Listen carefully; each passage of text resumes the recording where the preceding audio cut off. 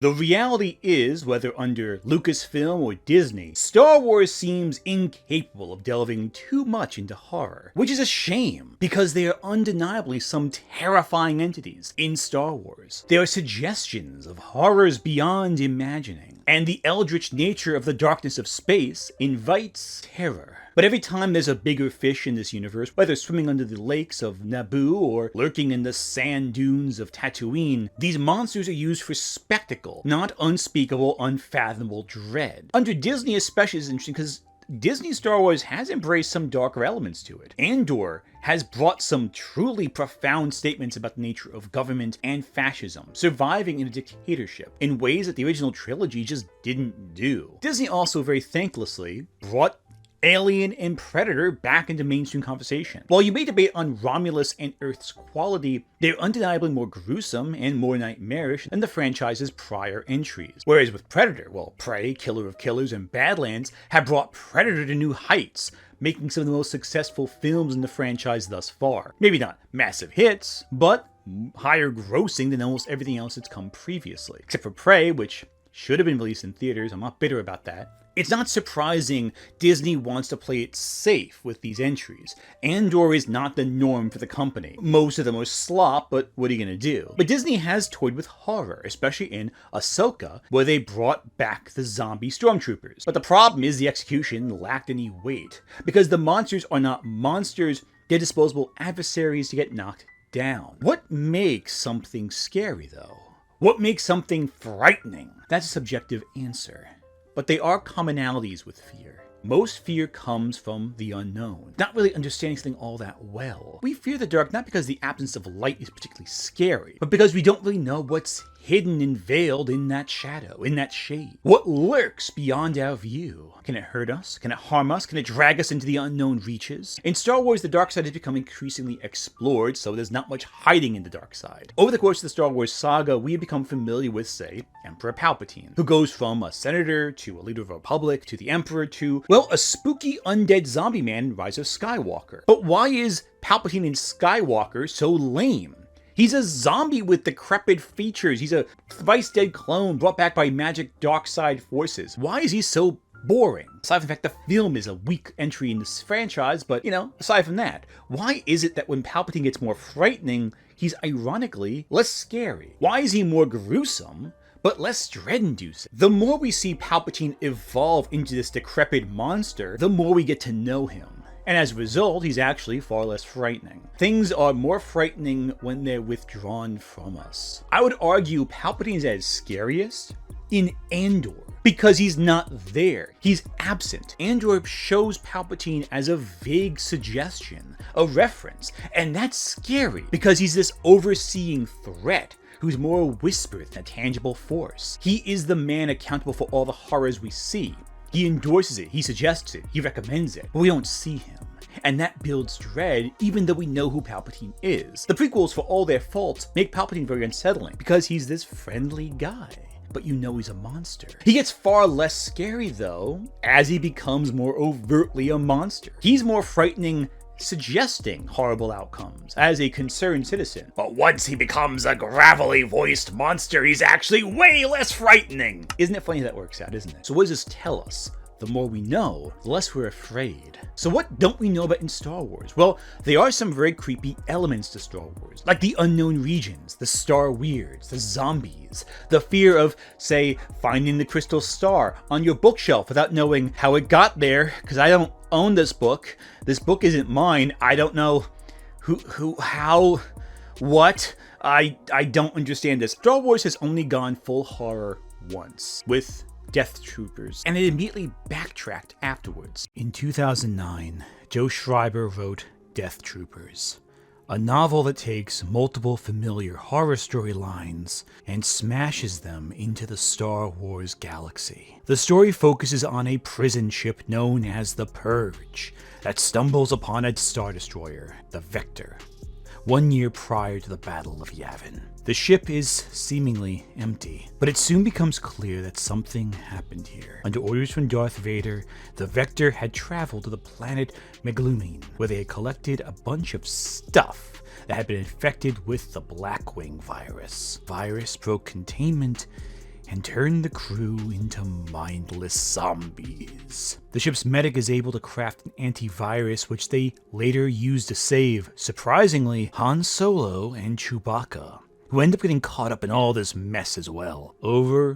Only a couple of people survive, including, obviously, Han and Chewie. In short, it's Alien Resident Evil mashed into a galaxy far, far away. Death Troopers, when it came out, actually was a bit of a big deal. It was the first time Star Wars ever ventured into the horror genre, and as such, got the big boy treatment. Rather than release it as a mass paperback, it got a hardcover, and a jacket, and everything. There was a Twitter account run by TK349, a stormtrooper aboard the Vector. In fact, to even know the abandoned Star Destroyer was called the Vector, you had to read the Twitter account. In many ways, this further ties it to the Alien franchise, since key plot points of Prometheus and Alien Covenant would be completely missed if you didn't follow the viral marketing videos associated with the project as well. Death Troopers was popular enough to get a prequel story, Red Harvest, written by the same author. I focused on how the virus came to be. This one was set during the Old Republic, establishing this long history with zombie horror in Star Wars. It's been here the whole time, we just didn't see it until now. And these creatures, they're horrifying. Truly nightmare-fuel monsters. These zombies eat babies, emerge down narrow hallways in bulk, and always claw for flesh. Their teeth run, with the fragments of carrion stuck between their rotted, fetid gums. They clearly were inspired by the Dead Space necromorphs, or the entities from Event Horizon, with all the gore and violence, a vision of hell through the eyes of the blackness of space. Something Star Wars never really did before, and has never really done since. Red Harvest, I feel, is the lesser of the two works because it's just more establishing background as to how Death Troopers happened. It also suffers from one of the core issues of all attempts by Star Wars to be horrifying. It's simply not scary. But then Disney bought Star Wars and brought zombies into a new era. And it was dark magic force powers bringing zombified troopers to life from beyond the galaxy. And the zombies were just sorta easily mowed down mooks. Not nearly as many, or particularly more than your average Stormtrooper Legion. Just slow-moving, hard-to-kill, undead flesh piles. Sure, they were gruesome, but they weren't overwhelming. I mean, I personally saw this as a downgrade, but, you know, your mileage will vary. What was undeniable was it was no longer scary. You see, horror and sci-fi do have a strong connection. They go hand in hand, as a matter of fact, since the beginning of the genre. Alien and The Thing are in many ways extensions of that 50s movement in sci-fi where you got the B-movie, the giant radioactive lizards, the giant insects, science gone wrong. And Star Wars is nothing if not a harkening back to that era. Like, sure, that era also brought us Star Trek, of course. For example, Forbidden Planet, that inspired the original Star Trek run back in the day. But it also had some pretty scary monsters, for the time anyway. Star Wars, very similarly to Star Trek with Forbidden Planet, was also inspired by old school sci-fi. More specifically though, Buck Rogers and Edgar Rice Burroughs' Barsoom saga. You know, John Carter. This early era of planetary romance came alongside the weird fiction genre, which is also science fiction. And Lovecraft held huge sway in this era,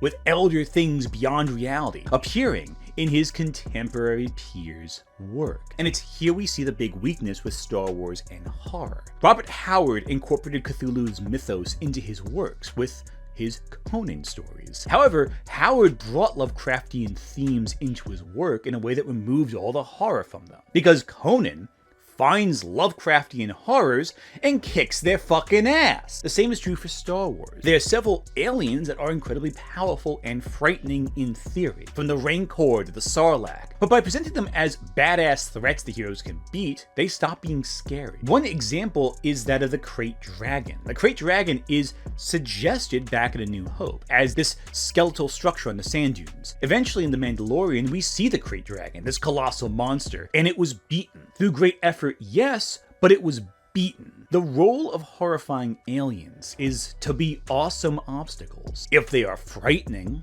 then that just means it will be all the cooler when they're bested. Take a look at, say, the end of Mandalorian Season 2. We get these terrifying Death Troopers, and while Din Djarin can't stop them, Luke Skywalker cuts through them in seconds. Scary threats reduced immediately because someone else beat the shit out of them. If a threat is frightening, it just means it's all the more cooler when the hero beats them. Even the grotesque Sarlacc pit, the space worm, they're creatures that defy physics. They can kill you over the course of thousands of years of digestion, and yet they're bested in one form or another by our heroes. Yeah, the worm's not killed, but they get away. Yeah, the Sarlacc pit can eat you, but how many times has Boba Fett escaped it? In Legends especially. A lot of cosmic horror or sci-fi horror involves unstoppable threats. But when your heroes are unstoppable, you can't make the monsters unstoppable. How do you create a sense of fear if there's nothing to be afraid of? And that's one issue with Death Troopers. While it is cool to see Han and Chewie there fighting zombies, we know they can't die because a year later, A New Hope happens, and Chewie and Han, spoil it for this 50-year-old movie, are not zombies. That's the reason why the novel focuses on new characters who are mildly skilled in specific niches, because they can die. Din Djarin is much weaker than Luke Skywalker, so he can get killed by the Death Troopers in The Mandalorian, which are just called Death Troopers, I guess, but Luke can't, because he has to live to appear in the sequel trilogy. See the problem? We know these characters won't die, so who cares? We have to get attached to weaker characters. And if we're following characters we know are weaker, we almost kind of keep thinking, when's the strong guy gonna come back? One of the few insurmountable threats in Star Wars are the Suma Vermouth, which appeared around the planet of Kessel. And most notably, they showed up in the movie Solo as these giant tentacled monsters Han Solo had to navigate around to complete his Kessel run. They're Lovecraftian horrors, sure, but Solo didn't really fight them so much as escape them. They can defy the laws of black holes and gravity, but are they really a threat? Yeah, they're kind of terrifying in concept visually, but like many other Star Wars monsters, they're used to inspire thrills in an action scene, not true horror. Not anyway. The scariest moments in Star Wars really are the moments when they introduce a monster or a threat, the seconds before something actually happens. The Mandalorian, for example, is one of the most terrifying depictions of an AT-ST in the whole saga, with these scenes that are set in the forest on episode 4, and the machine rises up and there's these glinting lights in the darkness. It's a giant shadow, colossal. It's a fantastic sequence that makes these familiar Star Wars threats feel like something demonic, a machine emerging from the ruins of nature. It's like something out of Shadow of the Colossus, and the Mandalorian, Din Djarin, is the Wanderer. I would also say the Geonosis brainworms are the scariest part of Clone Wars, but like, that concept was kind of stolen from Star Trek, right? The neural parasites, the SETI eels, from Star Trek II Wrath of Khan. Same concept, really. You could also argue it's from the Flood from Halo, but it's a familiar concept. Yeah, it's frightening, but we've seen it before. So what haven't we seen before? Of all the singular entities or monstrosities in Star Wars that can be perceived as horrifying, the Starweirds rank among the most distinctly unsettling. In current Disney canon, the Starweirds have only appeared in the Dr. Aphra comics. Centered on the character of Dr. Aphra, a character I think is more interesting than anyone else introduced in sequels, but I digress. In Legends, though, Starweirds are alluded to during the Old Republic games. They're never explicitly shown, but they may lurk out in the shadows. And that creates a horrible implication, and Disney in their wisdom decided to bring this implication out to the forefront, to bring something horrifying from the outskirts of the galaxy into your panel pages. What did Disney do when they fully introduced these shadows beyond rumor? These surreal dark side entities are basically skeletal spirits that exist in hyperspace, lingering, floating. They can scream, causing immense pain so great the listener's eardrums will burst and blood will pour down the scale of their faces. Gravity is their tool, their weapon. You can shoot them, ram them, smash them down, and it won't do jack shit. They cannot be put down with conventional weaponry, and are so extremely rare that most people don't even believe they exist anymore. That's pretty terrifying. Well, except for when they show up. Then they're easily taken down. In the Disney era of Star Wars, one Starweird was sealed away by Aayla Secura and Shaak-Ti in a Jedi prison during the Clone Wars. Naturally, Dr. Aphra and Luke Skywalker, of all characters, accidentally free this imprisoned Starweird, but then it's just contained shortly thereafter. Just a momentary issue, nothing too bad. Now, in Legends canon, they were these enigmatic creatures that you might find the wreckage of a starship in space, and that was a Starweird, ripping it apart with its gravitational fingers. But here it's contained. It's just locked up in prison. If you're a strong enough Jedi Master, you can contain the unknowable horrors of the unknown region, I guess. A thing that can be captured, that's knowable, that's containable. I mean, look, for me, it was the fear of the unknown. Something unstoppable, something otherworldly. But here, it's just another monster. It's basically no different than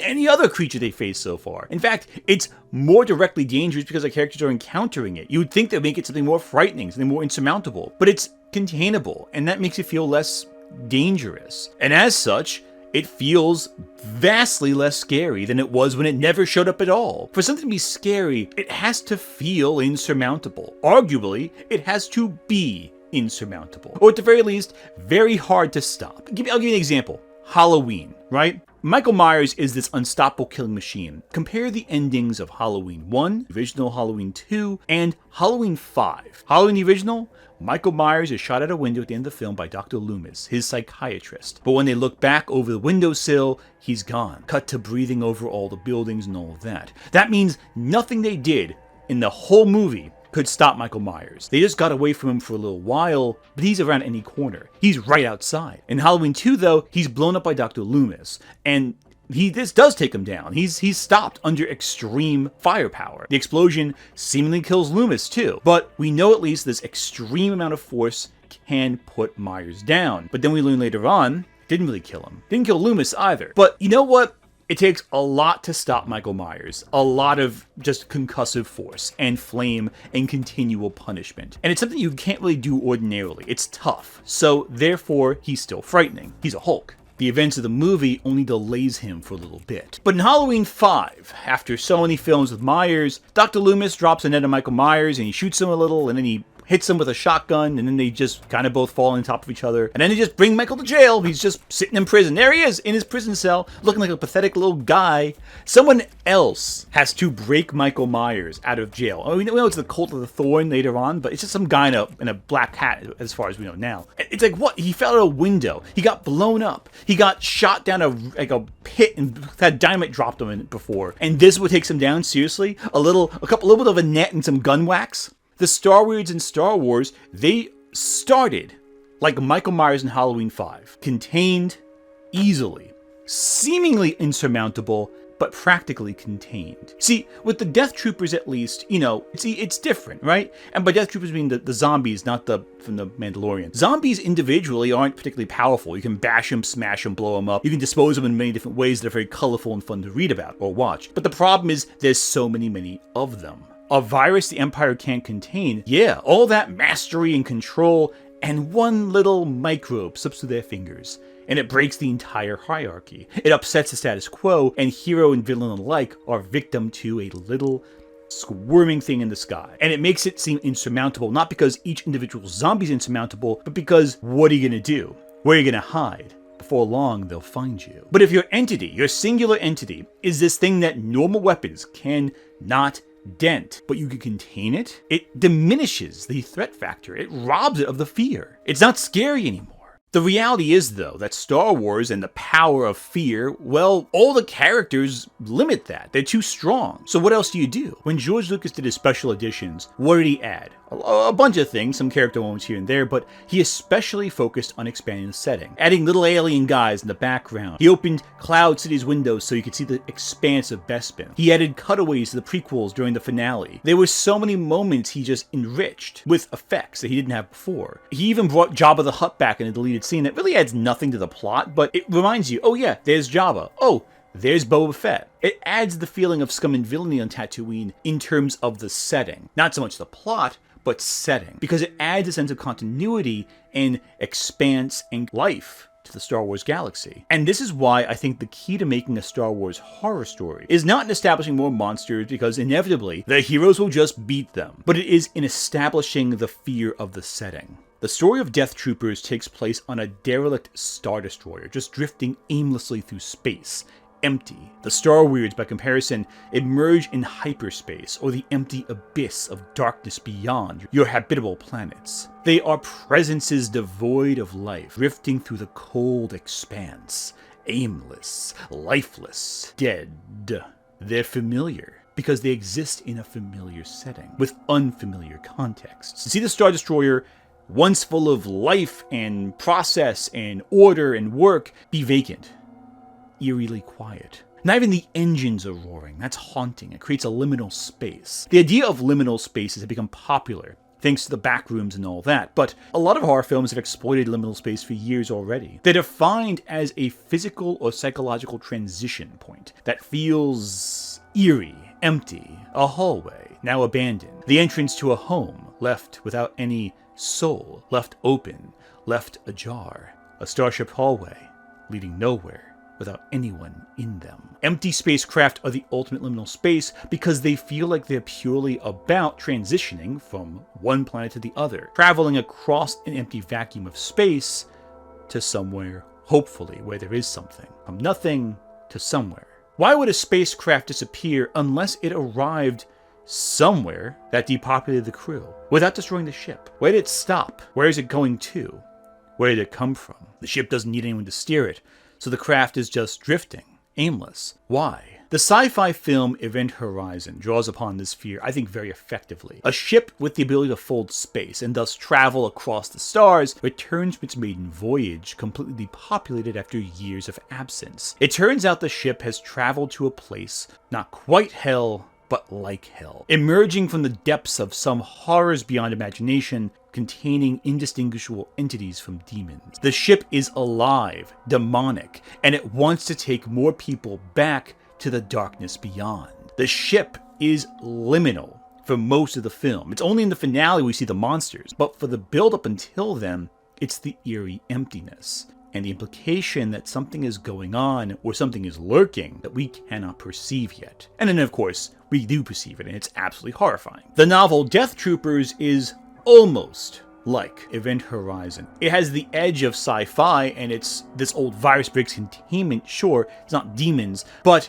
it's still something horrifying. The order of the Empire unraveling because of the tiniest little microbe, and the whole ship is depopulated and now occupied by the living dead. But the problem is, the setting of emptiness is abandoned quickly for the sheer spectacle of fighting zombies. We don't want to see the familiar empty, no, we want to see Han Solo and Chewbacca fight stormtrooper zombies. And because they give fans what they want, they neglect to give fans what they need. Atmosphere, tension, dread, a sense that only truly recontextualizes the familiar in a new, disturbing fashion. We need that, we crave that, we desire it, but we don't get it. But what if there's something else? The unknown region is an expansive space we haven't really explored too much. There's Octu, there's Exegol and all that, but there's a lot that we haven't seen in Star Wars. What if there was something out there with a siren song drawing you in? I want you to imagine a visual. You're traveling in the outer rims, the regions unexplored, parts of the galaxy less traveled, and as you go out into the depths of space and darkness, you hear a melody outside the hull. And there it is, impossible, it can't exist, but you see it. A woman, out there in the shadows, a silhouette against the stars, whose song draws you nearer. And as the voice takes root in your brain, anchoring itself to your very soul, you can see the smile. It stretches too far, from ear to ear, teeth, hooked, long, too big, impossibly big for one mouth to hold, and before you know it, she has you. Not physically, but in the spirit, in the force. And before long, you find yourself devoured not so much through the mouth, containing its rows of unending fangs, but in the tentacled hand that holds you. This is Abeloth, one of the most horrific entities in the Star Wars universe, and quite frankly, the one thing we lost the most from the expanded canon back in the day. In Star Wars, they are the Ones. The Ones are entities of incredible power who exist beyond their understanding of Star Wars culture. They're extremely ancient. They might be gods. In legend canon, they move to the ethereal realm of Mortis after confronting the Mother on their home planet. The mother had become this frightening dark entity after drinking from the font of power and bathing in the pool of knowledge. Very legendary sounding, very Adam and Eve kind of bullshit, I know. The mother, now Abeloth, would be sealed away, requiring the force of the Ones to seal her down. And every so often she'd break free, and the Ones would unite to bind her again. This is an entity so powerful, only literal gods could stop her. But during the Clone Wars, the Ones died, thanks in part to Anakin Skywalker refusing to take their place, as you do. And so, Anakin Skywalker's grandson descended into the darkness, became Darth Nihilus. He accidentally unleashed the mother. He unleashed Abeloth, and there were no more gods to stop her. Abeloth is not merely a dark side user, she is the darkness itself. Go ahead and try to kill her. You might succeed, but that doesn't stop her. She'll just take over another body and slowly twist it into a form like her own. Physical essence, what is that? You think that's gonna kill her? No. She's beyond flesh. She's beyond all. And she'll twist whatever she ensnares into a version of herself. A monster. Dark, sunken eyes impossibly deep in the skull. A grin dripping through the cheeks, forever expanding with needle-like teeth extending from ear to ear, from mandible to mandible, impossibly deep throated. Abeloth can rewrite the very nature of reality itself, and nothing can stop her. Nothing that can reforge the locks that held her back. Even Luke is like 1/20th the level of power needed to stop Abeloth entirely. In many ways, she's at once a villain, but she's also something much, much worse. The dark side throughout Star Wars is this corrupting force, as we saw with Palpatine, right? But with Abeloth, there's an intentionality through how it corrupts and destroys a person. That makes the dark side feel more destructive as a presence. The fact that in the various books featuring Abeloth, Jedi and Sith have to work together to stop Abeloth, it kind of makes it feel separate from the dark side, though, doesn't it? Not a personification of the dark, which I feel is a missed opportunity. I think it's better when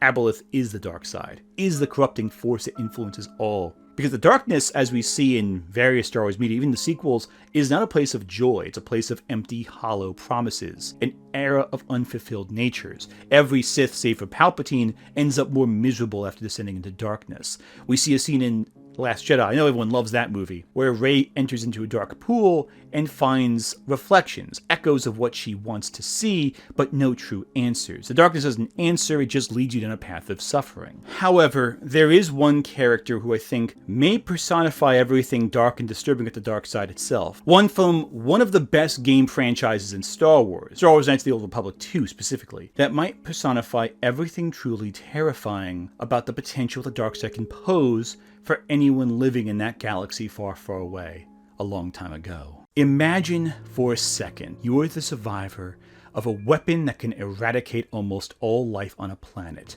The Galactic Republic used a weapon known as the Mass Shadow Generator, a superweapon that ended the Mandalorian War during the Old Republic. Malachor 5 was surrounded in a shadow that consumed everything. Imagine it for a second. The starships in the sky suspended and falling, fuel evaporating, water burning, and this event forever changed the human who would be known as Darth Nihilus, a survivor of the darkness of Malachor 5. He was with a few others who managed to survive the destruction, but when he awoke after the darkness seeped away, he craved sustenance. He craved the Force powers within every soul, and reached out and took it. As you know, the Force binds everything and holds everything in the Star Wars galaxy, so Nihilus essentially took the essence that kept everyone together, from the hearts of everyone he encountered, hunting every survivor until he took every shred of life from them. And even then, it was not enough. He needed more. He was eventually found by Darth Traya and her apprentice Darth Sion, creating a triumvirate of the Sith Lords. As a Lord of Hunger, Nihilus grew in power, not by training, but by sucking the souls of his enemies.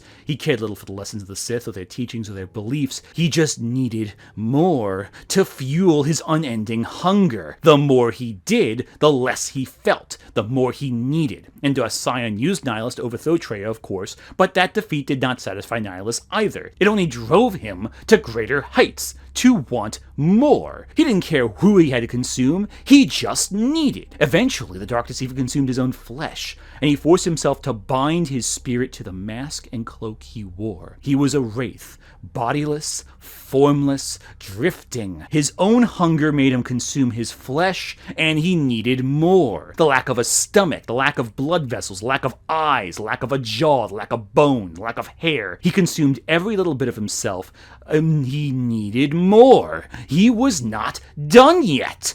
He could not handle this unending starvation. While Darth Nihilus was defeated, what is dead can never truly die. Nihilus's mask would trade hands in the unknown regions over the years, even feeding into the events of the Star Wars Legacy comic, a story that takes place over 130 years following the Battle of Yavin. The mask was believed to have power and life even then, and even then, it hungered. If Abeloth illustrated the destructive intentionality of the darkness, Nihilus represents something further, something worse.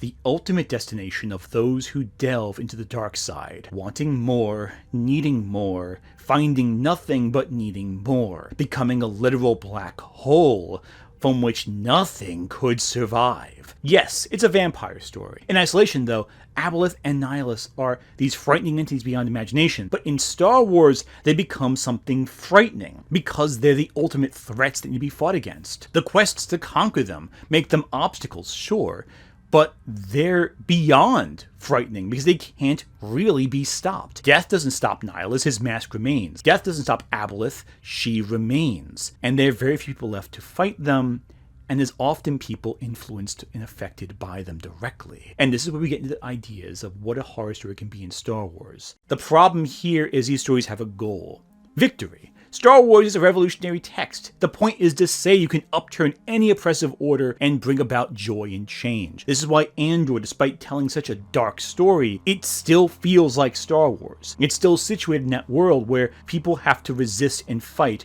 and how empires only exist due to the exhausting, exacting minutiae of government. These intense regimes crumble because when there's a crack in the system, everything falls apart. So targeted resistance can win, even a small group of ragtag heroes. But horror is not about upturning the status quo. Horror is about crushing the soul. Most often, it's about survival. The Alien franchise might end with aliens getting killed every movie, but the species remains. The threat remains. The characters just escaped these xenomorphs. You might stop Michael Myers, but he'll always come back. Freddy Krueger might be beaten this night, but what is dead can never truly die, and every protagonist of Nightmare on Elm Street always eventually finds Krueger again and dragged into the covers by his claws. This is true in Death Troopers as well, because it's the only true horror story, because once they stop these zombies, the virus is still there. Yeah, almost everyone we know is now dead, but nothing stops the Empire from going back and getting more virus. Nothing stops the virus from escaping again, being found, breaking containment, and next time it could infect an entire planet. Or worse, much worse, it can spread, destroying everything. The evil is not stopped. At best, it's just avoided. And evil must be stopped every time perfectly, because the moment it's not, it wins. This is why personal stories often succeed more in a horror setting. When the horror has greater implications, Weyland-Yutani experimenting on the xenomorphs, for example, or The Thing breaking containment on Antarctica, the story seldom focuses on those greater elements. That's a background thing. Rather, the story focuses on the moment-to-moment survival of the characters shown. As such, a true horror story needs to have that focused angle. Death Troopers has Han and Chewie. We know they're gonna live. But the other guys you just met, they're all cannon fodder. They might all die. That's more effective, I think. And tell me, what would be more effective? A story centered on stopping Abeloth, consuming the galaxy, or a story of one person who wandered into the domain of the unknown regions and emerged altered, changed? Sure, Abeloth can have a greater impact on the Star Wars galaxy with epic fights and all that, but it's more emotionally impactful to focus on one person possessed by her spirit. The desperate attempts to save her, the resignation, the dread, when all attempts fail. The monster the possessed person becomes, and the possessed becoming consumed by the entity. It could be like The Exorcist, sure, a story of hopelessness in the face of eternity, or The Fly, where the flesh betrays the soul in gruesome, irrevocable ways. In fact, The Exorcist Pazuzu and Star Wars Abeloth share a commonality, really. Pazuzu possesses Regan to bring despair upon those around her, yes, as do all demons who possess, but he also does it to lure Father Marin to the site of the possession. This man, decades later, fought Pazuzu and saved a young boy from him, and he wants revenge. When Father Karras eventually frees Regan from Pazuzu at the cost of his own life, the demon enacts petty revenge on Karras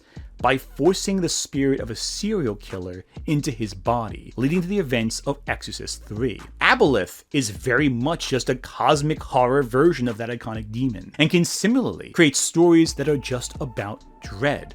A single soul who is not Luke Skywalker, who is not a Jedi, forced to contend with the horrors. Or perhaps a Jedi who just loses control. Who knows? Darth Nihilus, though, works better as a vampire story than a space opera villain. Imagine focusing on a planet Nihilus intends to feed upon, the attempts to stop him from normal people, the inevitable failure. Watching ships from the sky dispatched to stop him turn lifeless and stagnant in the clouds before crashing down, hurtling upon mountains, fires raging along the skyline, the forest withering as Nihilus walks through them, tall grass wilting as he strides closer. The last-ditch effort, an attempt to distract Nihilus long enough for a few lone characters to escape, only for their ship to stop mid-flight just as it reaches the atmosphere as it's dragged down to the ground.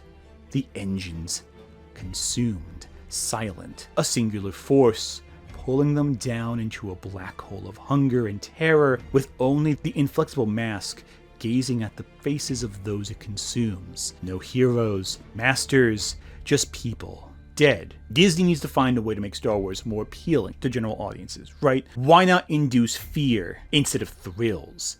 They do pretty well at the box office, and I guarantee you, what I just told you about will probably do better than The Mandalorian and Grogu.